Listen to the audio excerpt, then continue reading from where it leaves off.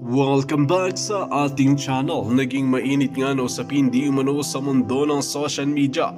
Heto na nga at talagang hindi na nga tinantanan ang baho ni Lisa Smugs at Kuting ng Norte dahil isinapubliko na nga ang masamang plano nila sa bansang Pilipinas na talagang nag-leak ang information na ito dahil talagang hindi nga masikmura ang gustong gawin ni Kuting ng Norte at Lisa Smugs sa bansang Pilipinas na lalo nilang pahihirapin ang ating mga kababayang Pinoy na sayang lamang ang binabayad na buwis ng ating mga kasama na mga Pinoy. Dito nga natin makikita mga kaibigan ng mga karumal-dumal na talagang nangyayari nga sa bansang Pilipinas na talagang hindi na mapigilan at wala nang makakatalo sa kanila dahil marami na ring mga politiko na sumasanib pwersa kay Kuting ng Norte, Lisa Smugs dahil nga patuloy ang pangungulimbat nila ng kaban ng bayan. Tanging si former President Rodrigo Duterte, Marcoleta at talagang si Senador Amy Marcos, VP Sara Duterte, sa Attorney Salvador Panelo at iba pa ang patuloy na nakikipagbakbakan at talagang isinisiwalat nga nila ang kabulukan ng nangyayari sa loob mismo ng Malacanang. Dito nga natin makikita mga kaibigan na talagang hindi na nga nila masikmura at totoo ang sinabi ni former President Rodrigo Duterte na talagang napakahinang leader nga netong si Kuting ng Norte. Kaya naman dapat imbestigahin at kaladkarin na sa kulungan ang mga ito dahil talagang bilyon na at ayaw pa nila magpa-audit. Well mga kaibigan, para nga sa karagdagang impormasyon, panoorin nga natin ang buong video. At kung bago ka lamang sa aking channel, huwag kalimutan i-click ang subscribe button at notification bell para lagi kang updated sa ating mga bagong video. At para sa sulit viewers natin dyan, maraming salamat sa walang sawang pagsuporta. Ang isang smuggler. Pangalawang sumunod na katanungan, ang daming pangalawa. Bakit mo isinasama ninyo si Mark Anthony Sayarot na nahulihan ng tuniladang polboron sa inyong mga state visit? Yan, ask us anything. Yan ang katanungan namin sa inyo. At another katanungan, bakit nyo ginugurgur ang istasyon ng SMNI at gusto nyong tanggalan ng platform si Pangulong Duterte? Bakit napaka-vindictive narcissist niyong dalawa? Another katanungan ng bayan. Yan ang sagutin niyo. At bakit, okay? At bakit Kuting? Pang mga sunod na katanungan.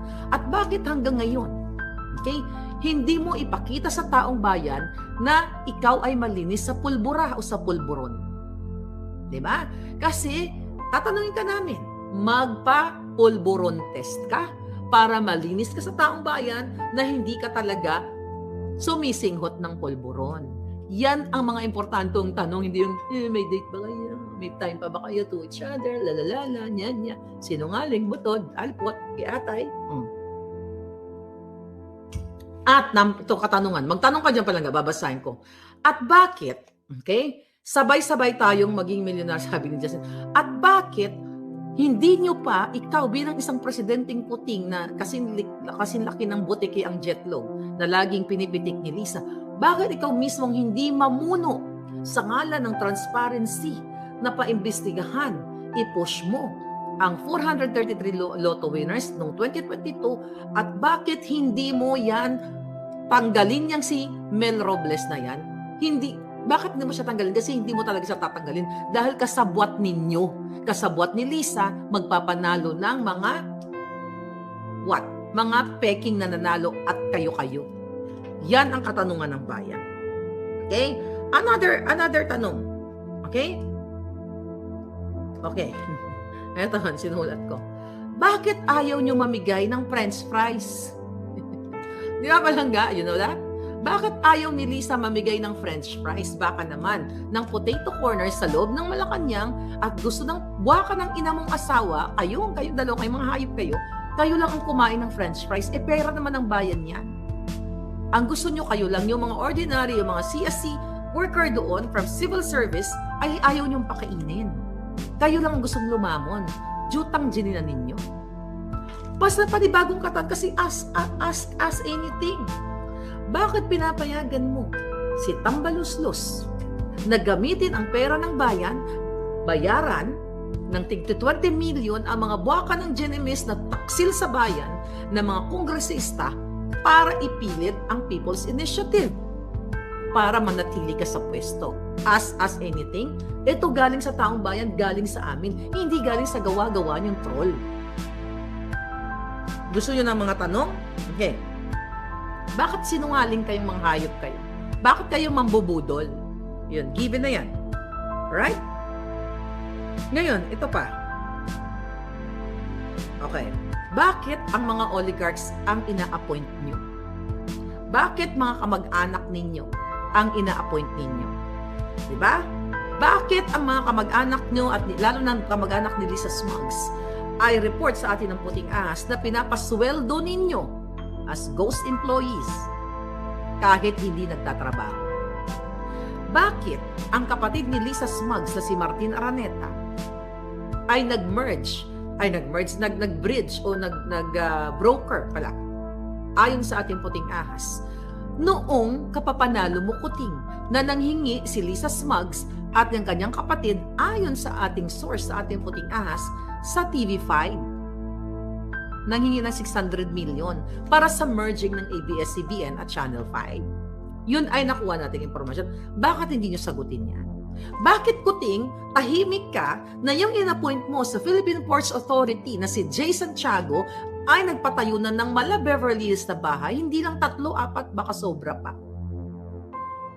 Kuting, tatanungin kita, as anything ka mo, bakit nag-appoint ka ng Amerikano katulad ni Paul Soriano, although wala na siya dyan? Pagtatraidor, pagtataksil sa bayang ginayupak kayo. Amerikano, mismo sinabi ni Tony Gonzaga na ang kanyang asawa ay ipinanganak sa Los Angeles, California.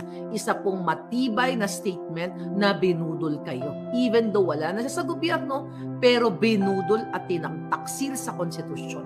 Ever since taksil sa bayan, taksil sa konstitusyon, itong mambubudol na ito. Ngayon, ano pa mga katanungan?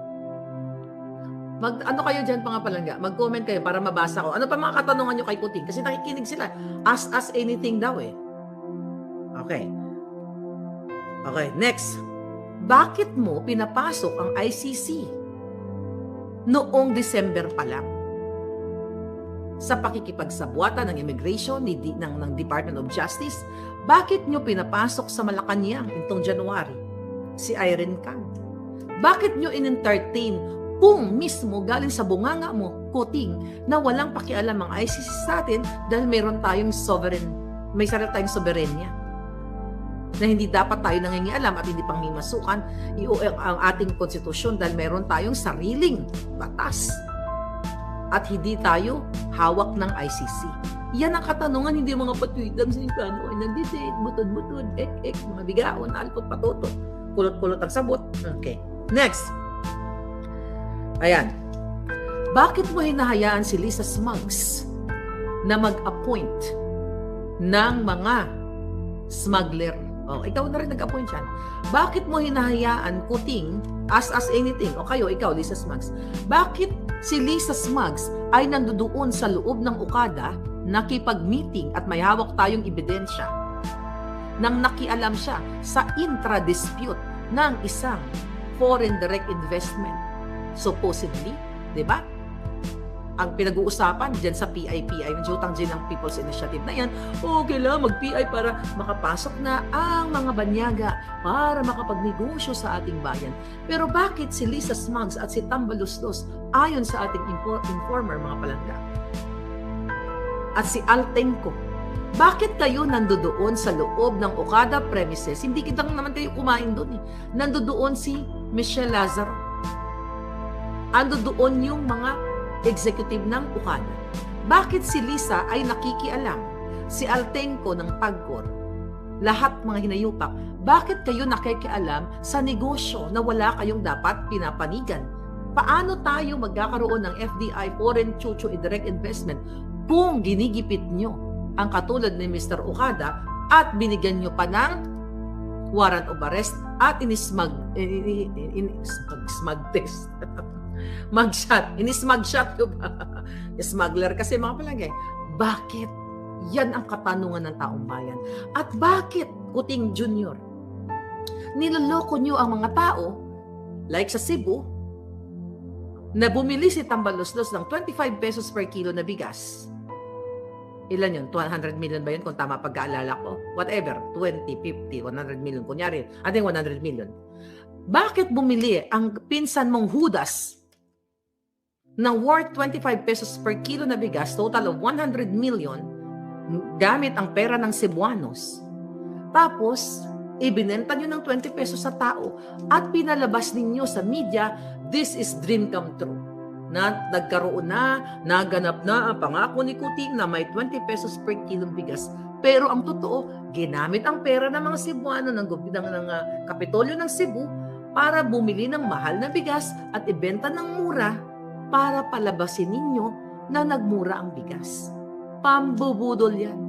Imbes na suportahan mo ang agrikultura, bigyan mo ng mga libreng patubig, loan, zero interest loan ang mga farmers, bigyan sila ng mga punla, alagaan sila para tunay na magmura ang bigas, mga gulay at mga bilihin. Bakit hindi mo ginagawa? Sa halip, ikaw ay pakikipagsabwat pa doon sa mga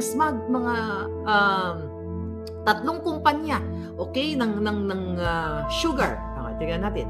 Na inalaw mo na mag-import ng asukal nung last year na kahit sila ay walang proper documentation for legal importation.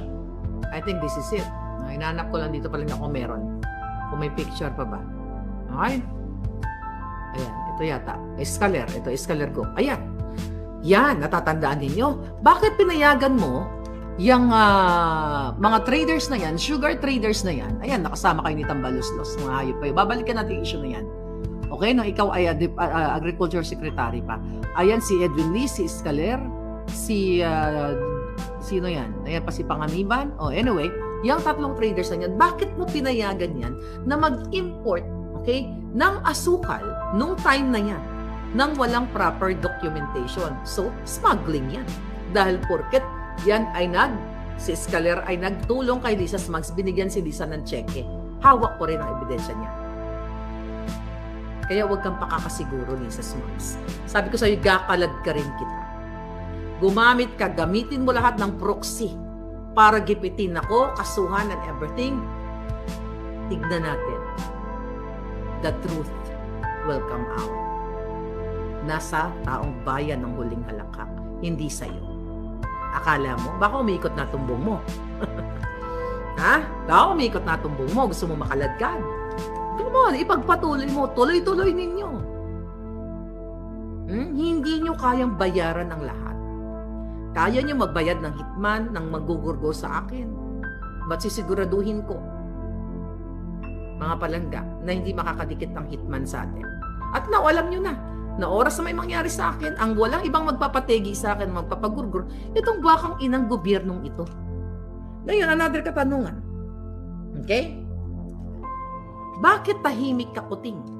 At bakit wala kang pakialam sa ginigipit ni Pidea Virgilio Lazo? Pinagjojombag din itong si Attorney Delgado, remember that? Na nagkagitgitan sila sa traffic. Pinagtatanggal, pinagfo-float itong yung pinagtatanggal yung mga taga-PIDEA dahil nag-report sa atin. Wala kang pakialam dyan. Kaya stigil mo yung bigaan yung mga balintine-balintine yan, ha? Magbalintong na kamo. Pagbalintongon ko kamo eh. So, anyway, yung mga budol-budol video nun, as anything, eto ang tunay na tanong ng bayan. Ulitin ko, bakit ka puro party-party? Eto. Ayun, may nag-send sa akin, although out na yata to sa media. Out na to, may nag-send sa akin. Ito, itong Lisa Smugs. Ito, bakit kayo ganitong mga hinayupa kayo? Ito? Ayan. Ayan. Si Lisa Smugs. Party here, party there. Party. Nagpa-party yan, nanlalisik ang mata. Ahas na ahas talaga. Kasagsagan yan. Meron naman yan mga palangga. Kailangan lang natin iganon-ganon. Bakit kayo, habang namatay ang mga biktima sa Davao, bakit nakukuha nyo pang magsaya? Bakit nakukuha pang dumilat ang mata ni Lisa? Dahil yung totoong mga dilat ang mata, yung mga na biktima ng landslide doon sa Davao. Ngayon, mga palangga, yun ang mga katanungan natin. Okay? At ngayon, bakit nyo pinatake down yung dalawang Facebook account ko? Mga hayop kayo. Takot kayo sa katotohanan. Sabi ko sa inyo, yung bunganga ko, para siyang busay, para siyang falls, na ang tubig tuloy-tuloy ang daloy. Di tahimik, kahit pasakan mo yung bunganga ko, lalabas pa rin yung mga katotohanan dyan. Ang katanungan ng tao, ha? Bakit mo pinagagamit sa mga amiga't amigo mo, sa mga anak mo, ang Malacanang bilang isang party venue sa mga kapulburunan nila?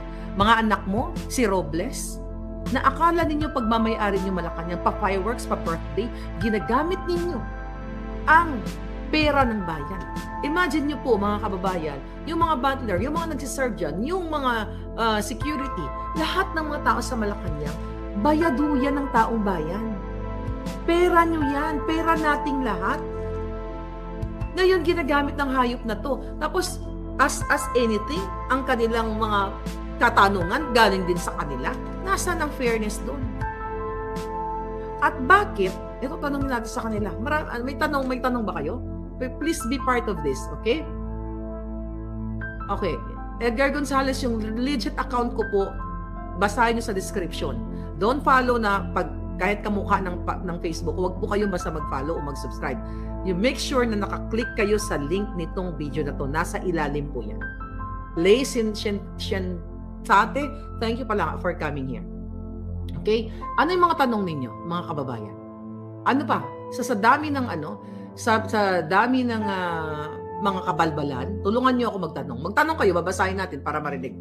Sabi ni Karen Tindoy, I think it's time to kaladkarin na sila sa palasyo, Ma'am Marlica, kasi kung pinagpapatuloy pa rin niya mga ginagawa nila, mas lalong kawawa ang lahat. Exactly, mga palangga.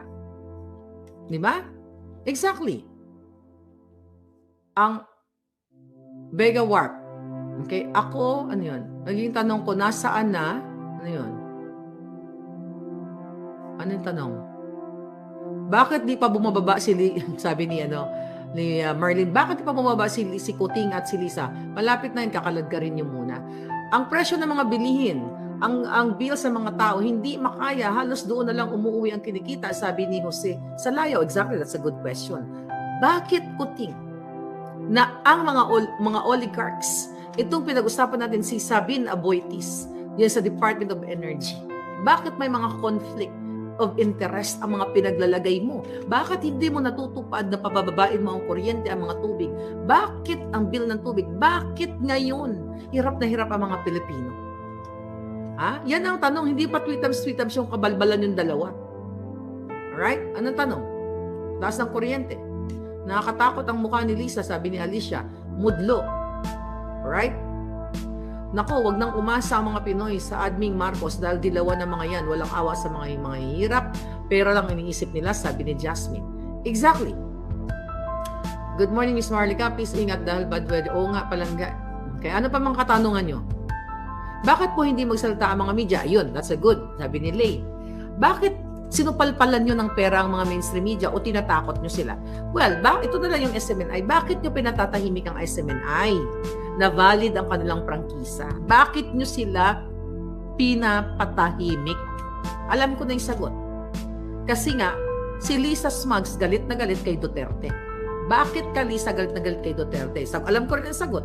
Kay Inday Sara, kasi inggitera ka. Bitter ka dahil hindi inappoint si Kuting sa Department of Agriculture. Kasi wala kang pera nung time na yun. Kaya yung mga Filipino-Chinese lang ang bumubuhay sa inyo ayon sa aking source. Mga pinagkautangan nyo, ayaw nyo ng bayaran ngayon. Mga baboy talaga kayo. Yeah, may mga pinagkautangan po sila. Nung time na jobless si Kuting, si Amy Marcos mismo nagsabi yan, na jobless si Kuting. So marami mga Filipino-Chinese na tumulong sa kanila, na inutangan, okay, din hindi na binayaran. Tapos nung ngayon, siguro, parang na presidente na sila, lumalapit-lapit, dinidedman na ni Lisa Smugs. Ganyan po ka ungrateful yung mga yan. Bakit sabog si Kuting? Bakit bangag na bangag si Kuting? Yan yung tanong. Bakit ka tumitira ng pulburon? Bakit ayaw mong tigilan? Conflict of interest sa mga inappoint niyang oligarko, sabi ni Francisco Rabago. Okay? Kaninong urine ang ginamit mo sa drug test mo noon? Ayan, that's a good question. Solid Maharlika, no? Yeah, kaninong GHI ang ginamit mo nung nagpa-pulburon test ka? Pero actually, pwede maklear yun, Rose. Magano lang yan for like couple of days, i-clear lang yung urine. Mas maganda talaga blood and follicle. You know? Or talagang transparent na pulburon test. Okay? Ngayon, mga kapalangga, bakit mura? Ayan, bakit wala kayong utang na loob? Hair follicles dapat, sabi ni Palangga. Kaya next time, wag nang iboto ang mga yan, sabi ni Jasmine. Kailangan blood test needs sa taong bahay. Okay? Isang tanong, isang singhot. Okay? Vaterd Vangag Day. Oh, ang ganda, sabi ni Den Scorpion. Vaterd Vangag Day. Kailan magpapupulburon test? Okay, bakit wa-effect ang rehab nicotine at smugs? Okay, sabi ni Solid Maharlika, ako, anak mo ba talaga si Little Amy? Okay, kailangan nilang magpa-DNA. Okay, para masagot yan. Nag-join force na ang mga Dilawan at Pinglan. Okay, bakit nga nagpapatama ka ng maraming loto? At marami pang iba, marami kaming katanungan. At bakit? Well, you know that already. Ulit-ulitin ko na lang, mga palangga. Ahas anything. Bakit luwa si Rayster? Bakit luwa ang mata ni Smugs? At bakit butod si Smugs? Sabi ko nga, dahil kaya siya bumuto dahil yung mga tax ninyo, pera ng bayan na sa tiyan niya. Kaya nga nag-create sila, Rayster, ng fake account. Kung napanood mo yung first part sa Instagram, yung mga pinlash nilang mga questions doon sa Valentine Budol video nila. Kaya ang pangalan yung name ng Instagram account na 0 follower, 0 lahat 00 ay ang pangalan is Chubby Tax. Kaya chubby means butod ang tiyan, then tax, sinyot sa kanyang tiyan, sa kanyang butod. Kaya yun yung pera ng bayan. Diba? So mga palangga, so huli na naman ang mga jutang Genemes. Huling-huli na naman. Bakit mudlo ang mata ni Lisa? Sabi ni Evolo. Pareho. Pero kayong tanong ni Rayster. Okay? Okay. Sabi na nagtanong, bakit puro kasiraan ang binabasa mo? Hindi kasiraan yun, palangga. Katotohanan yun. Kasiraan ba? Hindi nila kasiraan. Ang salitang paninira, pag pumunta ka sa korte. Okay, ganito let's talk about korte. Although, saglit lang. Pag pumunta ka sa korte, pag nag-akusa ka o nagsabi ka sa isang tao na siya ay gumawa ng ganito, at ito'y inimbento mo lang, dahil gusto mo lang siyang sirain, matatalo ka. Okay? Let's talk about libel case or defamatory case. Once na nagsabi ka ng ganun, na inimbento mo lang, palangga, kahit paikot-ikot, pag pinaikot-ikot na kinross exam ka, matatalo ka. Pero pag hawak mo ang katotohanan, whatever evidence, whatever, na pwede mong ilagay sa batas, kahit magpatambling-tambling, magkalindol, magka-landslide, at kung ano-ano pa, mananalo ka. You know why? 5 elements should be present doon sa kaso sa'yo. Alright? Ngayon, dapat yun kompleto. Kapag doon sa 5 elementong yun, okay, yung inaakusahan mo ay meron siyang hawak, kahit isa man lang, lagot ka. Lagot ka, makukulong ka na. Diba? So kaya yan si Lisa Smugs at saka si Kuting. Yan dapat ay buhatin nyo na palabas. Kailangan na yan tapusin ang pambababoy sa Pilipinas. Dito pa lang, mga kababayan, ulit-ulitin ko sa kanilang Valentine Budol. For sure, baka mag-delete na yon. Yung mga troll account na ginamit nila. Makahawak ko na yon, wag kayong mag-alala. Hawak ko na lahat, na-screenshot ko na. Meron na rin akong copy ng grabe, nakakatakot. Oh. Si Smugs, oh my God. Bangag ba to? Oh my God. Oh, bangag ang jutang Genemes. Oh, ayan, party yan. Sabi ko sa iyo, habang, yan, dumidilat. Ha? Anong tinira nito? Anong tinira nito? So, sa aking mga palangga, ayan, gusto ko pong kapapasok lang. Gusto ko pong, ang pinagsimulan po ng ating vlog, itong araw na ito, dahil yung mga ipinaflash po nilang mga questions doon sa kanilang budol video ay mga fake account po or troll account. Diyan po tayo nagsimula. Anyway, mga kababayan, syempre magbabalik tayo dahil meron tayong balita na mga balitang kung saan-saan natin nakalap. This is your fair lady Maharlika. Tutok lang. Thank you. Dito nga natin makikita mga kaibigan na kasama nga ng taong bayan si Madam Maharlika na isawalat ang katotohanan at talagang handa niyang itaya ang kanyang buhay dahil lamang sa mga kabalbalan na ginagawa ng mga pulpolitiko na ganib sa kapangyarihan. Sa loob mismo ng Malacanang ay talagang hindi na rin di umano masigmura ni Madam Maharlika at patuloy ang pakikipagdigmaan at isinisiwalat ang mga kabulukan ng mga pulpolitiko. Well mga kaibigan, kung kayo ang tatanungin ano ang inyong mga opinion, just comment below sa ating comment section at ating pag-uusapan.